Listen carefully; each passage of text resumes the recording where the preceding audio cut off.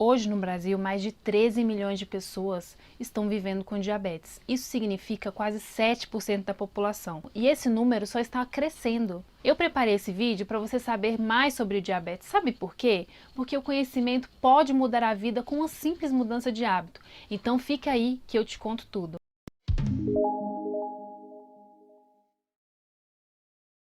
O pâncreas fica atrás do estômago, produz alguns hormônios importantes para o nosso sistema digestivo, e um deles é a insulina. No dia a dia, quando nós consumimos alimentos que têm glicose, o nível dessa glicose no sangue sobe, e as células especiais chamadas células beta produzem insulina.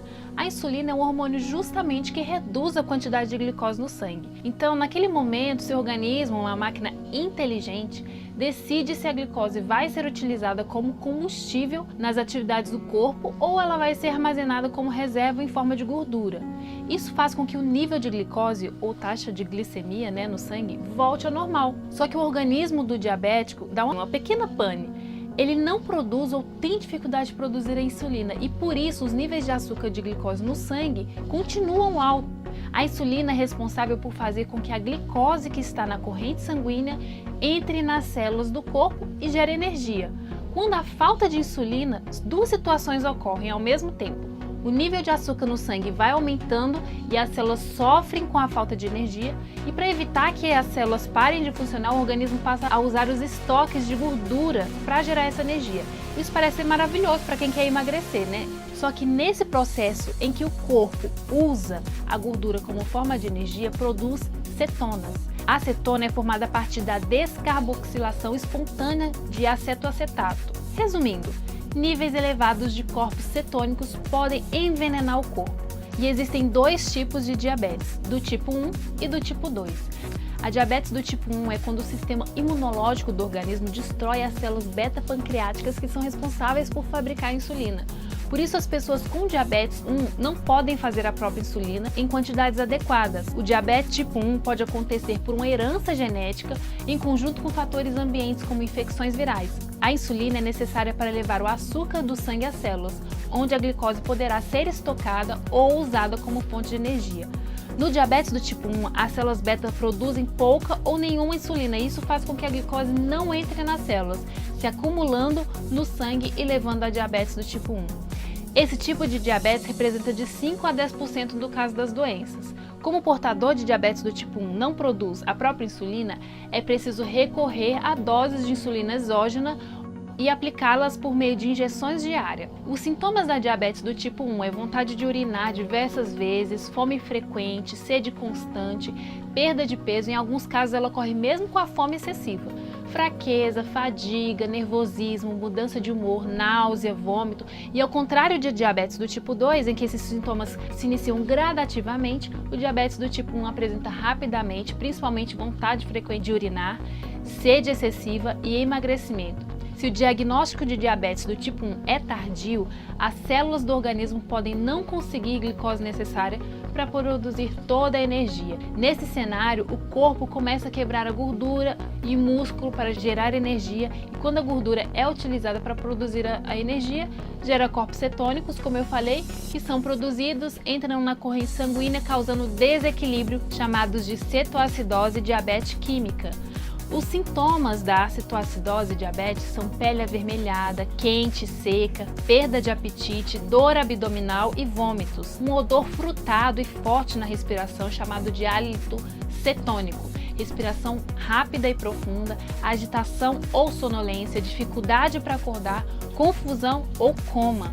E o que é a diabetes do tipo 2? O organismo produz a insulina, mas ela não exerce a função adequada. Isso acontece por duas razões. As células beta do pâncreas produzem a insulina, mas elas não é suficiente para baixar o açúcar no sangue e produzir energia que o corpo precisa, Em uma condição chamada de resistência à insulina, as células do corpo não funcionam corretamente. Por isso, elas não conseguem captar insulina e manter a glicose controlada. O diabetes do tipo 2 representa de 90% a 95% dos casos dessa doença e geralmente se desenvolve após os 40 anos de idade. No entanto, O diabetes do tipo 1 e o diabetes do tipo 2 se desenvolvem em qualquer idade, inclusive para crianças.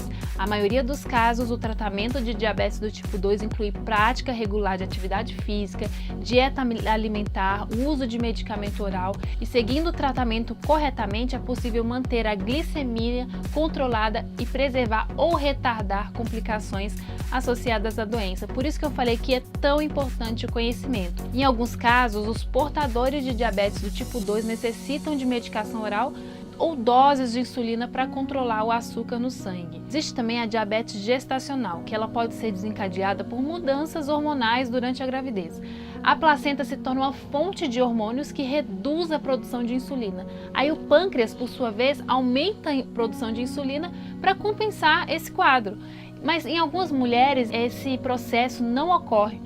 Quando o bebê é exposto a grandes quantidades de glicose, ainda no ambiente intrauterino, há maior risco de crescimento excessivo e, consequentemente, partos traumáticos, hipoglicemia neonatal e até obesidade e diabetes na vida adulta. Pode ocorrer em qualquer mulher e nem sempre os sintomas são identificáveis. É necessário realizar a verificação frequente da glicose a partir da 24ª semana de gravidez e mais ou menos no 6º mês. E mais importante ainda, a glicemia após o estímulo da ingestão de glicose, que é o chamado teste oral de tolerância à glicose. Existem também casos de doença de pré-diabetes. O termo pré-diabetes é usado quando os níveis de glicose no sangue estão mais altos do que o normal, mas não suficientes para o diagnóstico de diabetes do tipo 2.